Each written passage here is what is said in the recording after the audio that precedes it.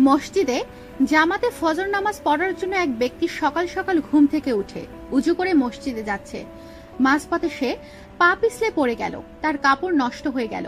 সে বাসায় ফিরে এসে কাপড় বদলিয়ে আবার উজু করে মসজিদের দিকে রওনা হলো। মাঝপথে আবার সে পা পিছলে পড়ে গেল, তারপর কাপড় ময়লা হয়ে গেল। সে আবার বাসায় গেল, কাপড় বদলিয়ে উজু করে মসজিদের দিকে রওনা গেল।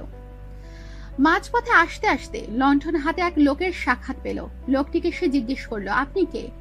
সে উত্তরে বলল, আমি আপনাকে 2 বার পড়ে যেতে দেখলাম, তাই ভাবলাম মসজিদে যাওয়ার জন্য আপনি আপনার প্রদীপের ব্যবস্থা করে দেই। লোকটি লণ্ঠন হাতে তাকে মসজিদ পর্যন্ত এগিয়ে দিল। তাকে ইনি বললেন, চলুন নামাজ পড়ে নেই। লোকটিকে নামাজ পড়ার জন্য বারংবার বলার পরও, অনেক পীড়াপড়ি করার পরও লোকটি নামাজ পড়ল না।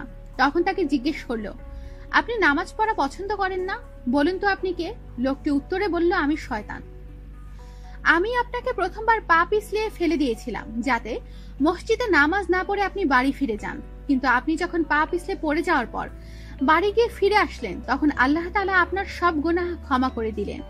দ্বিতীয়বার যখন আপনি পড়ে যাওয়ার পর বাড়িতে গিয়ে কাপড় বদলিয়ে আবার মসজিদের দিকে রওনা দিলেন, তখন আল্লাহ তাআলা আপনার পরিবারের সবার গুনাহ ক্ষমা করে দিলেন। এরপরও যখন পড়ে গিয়ে আপনি বাড়ি থেকে কাপড় বদলিয়ে মসজিদে আসছিলেন, তখন আমি ভয় পাচ্ছিলাম, না জানি আল্লাহ তাআলা এবার আপনার গ্রামবাসীকে ক্ষমা করে দেন, তাই তাড়াতাড়ি আমি লণ্ঠন হাতে আপনাকে মসজিদে পৌঁছে দিলাম।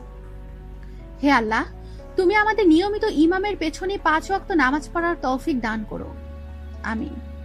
আমাদের সাথেই থাকুন, সাবস্ক্রাইব করুন।